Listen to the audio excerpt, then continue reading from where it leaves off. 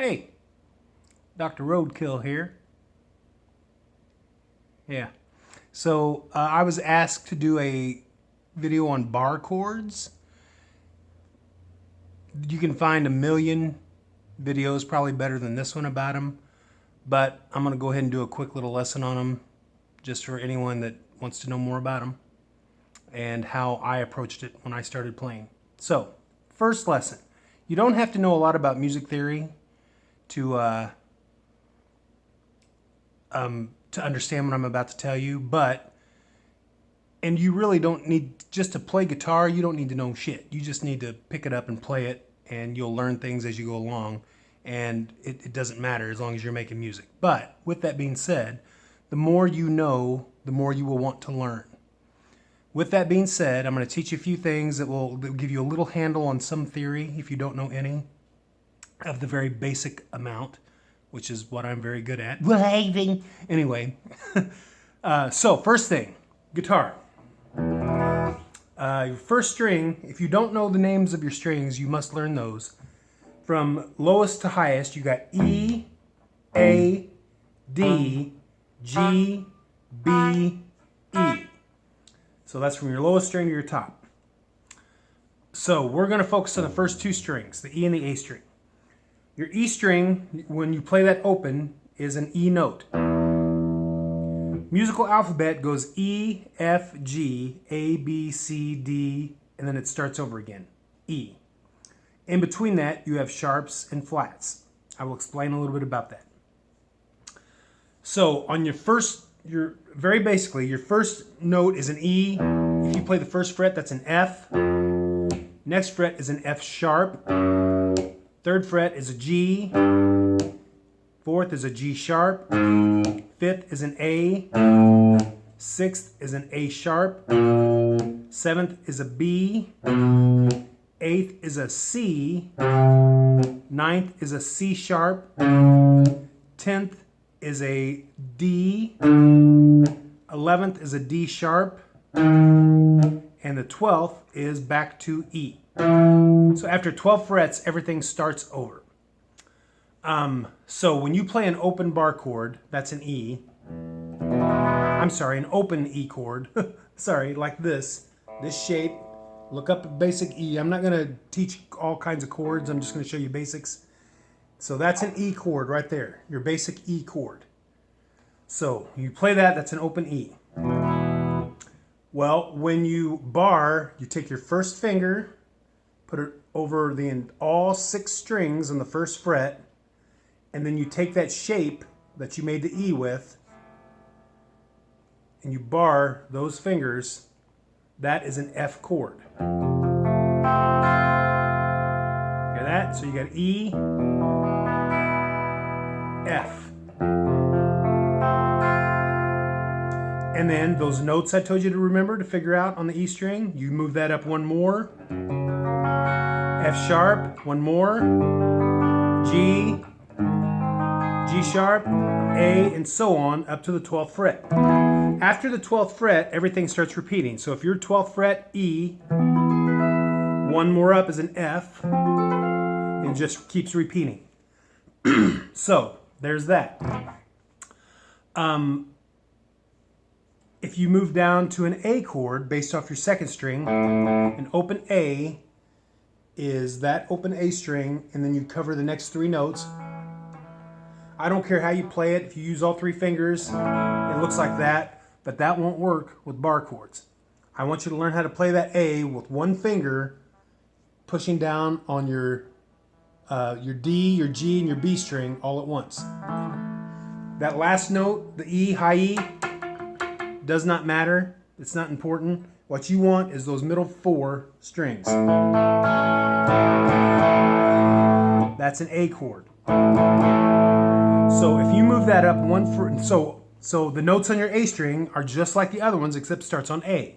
You got A, A sharp, B, C, C sharp, D, D sharp, E, F, F sharp, G, G sharp, A, starts over again. I didn't say this before, but there's no sharp in between B and C or E and F.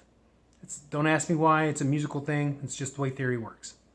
So, if you play that open A, well, when you go to move that up 1 fret, what you're going to have to do is play that with your ring finger, and you're going to cover the D, G, and B string, and then you're going to take your first finger, and you want to bar the first fret. See that? But you don't have to worry about the low E, but you don't want to play that string when you play these second position bar chords. So if you can, and you'll learn this with time, it'll be difficult at first, but bar at least those 5. If you want to do all 6, you can, but bar those 5, and then your ring finger is going to bar the D, G, and B string like that. So you're going to look like that. And if you can, just get the meaty part of your first finger to touch that low E string so it deadens it. So you got, and you're not hearing that low E string. So you got A sharp, B, C, C sharp, D, D sharp, E, F, F sharp, G, G sharp, back to A. And then it starts over. Just write up the musical alphabet. So those are the basics for it. Another important thing is when you play a bar chord, you don't have to push really hard. You just have to push hard enough to cover those strings and do the other one. So when you play an F chord, you don't have to bear down. In fact, if you push too hard, you'll go out of tune. Try to play it as lightly as you can, but still hear the chord ring. So you want to hear, and you want to hear all 6 of those notes. If you don't hear this, you're doing it wrong. You have to keep working at it until you do. I don't want you just playing power chords.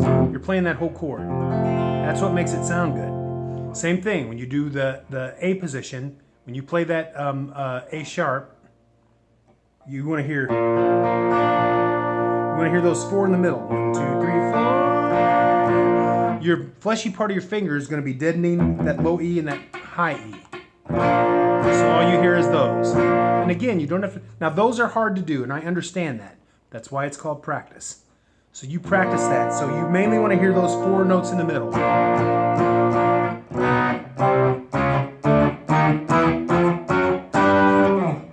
Okay?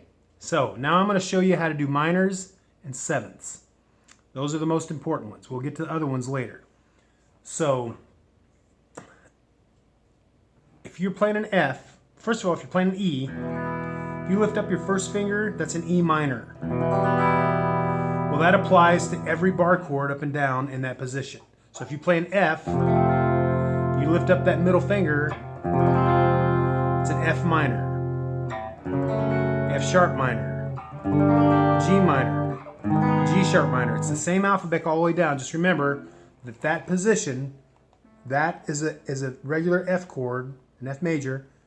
You take off that ring finger, it's F minor. So every chord you play in that with that position, that shape, is a minor.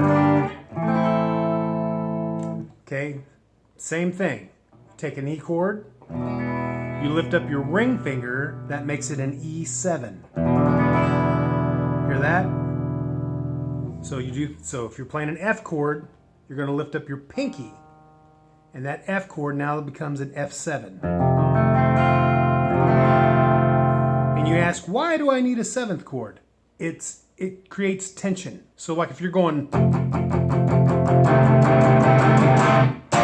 to go right to that next chord, it's a good tension thing. It just sounds great. Whether you're playing rock or blues or soul or country or anything, that tension.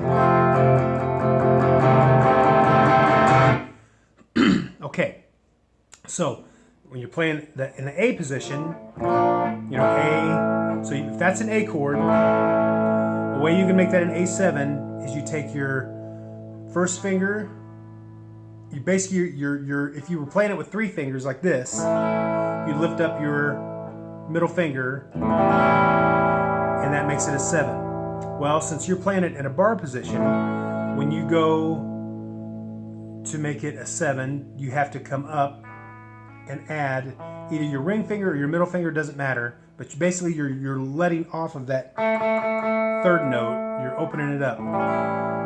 So when you play, so you move that up 1 fret, and that's your A sharp.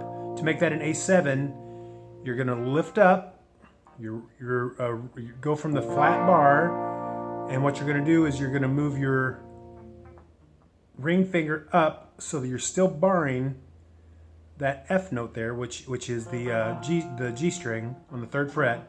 And you're going to add your pinky to the B string on that fret, and that makes that a 7. So you've got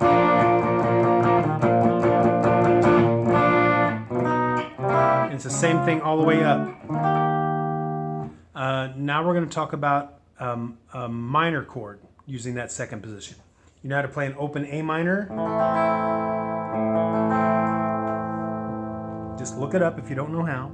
But play that open A minor. Well, if you move that up 1 fret and bar, again, you're barring those strings. But this time you want to hear that high E string. You don't need to hear the low E, but you want to hear the high E. So you're barring the 5 strings, playing an A minor shape. That's an A sharp minor. Move that up, B minor. Move that up, C minor. Move that up, C sharp minor, D minor, and so on, just like the alphabet. So now you know on your E string, you know every major shape, minor shape, and 7th shape. And all basic. So if you learn the notes on that low E string, you know, someone says, play me an A major 7 or an A7. You go on that 5th fret, because you know the 5th fret's an A. And someone says, I want to hear a D minor after that. Well, you know that the 5th note on the A string is a D, and you know that minor shape. So now you've got that D minor. So you've got A, A7, D, D7, or D, D minor, A minor. You understand? But learn those notes and you'll know where those chords are on all those positions. So now you know every major, minor, and 7 off of the low E string.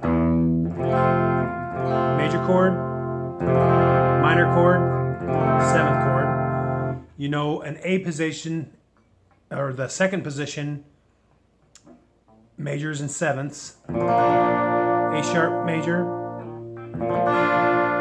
A sharp 7, and then now with the minor chord, you know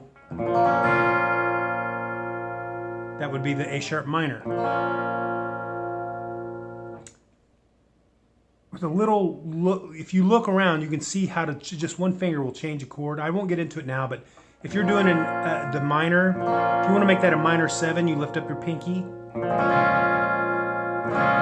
So it's easy to do. If you want to make a major chord a minor 7, remember how to do the minor. Lift up your pinky. It's a minor 7. You won't use those a lot, but they do come in handy. So there you go. I mean, basic bar chords up and down the neck. Learn all the notes on your E string and your A string, and you'll know those chords all the way up and down the neck. So if you want to play from an F to a D minor, you could go F, D minor, F, D minor, F, D minor. Does that sound kind of familiar? Or if you want to go from D to a B minor, D, B minor, D, B minor, to G, G, A, D, B minor. So if you remember, I Want 'Em Dead, it's took my car in and get it fixed, and I give it to some useless hicks who picks your nose and spits. I want 'em dead. That's D, B minor, G, and A. Using bar chords. Just remember, you don't have to push hard to get those notes. All right, so practice that and you'll get your bar chords down. Once you learn these, other bar chords will come quickly.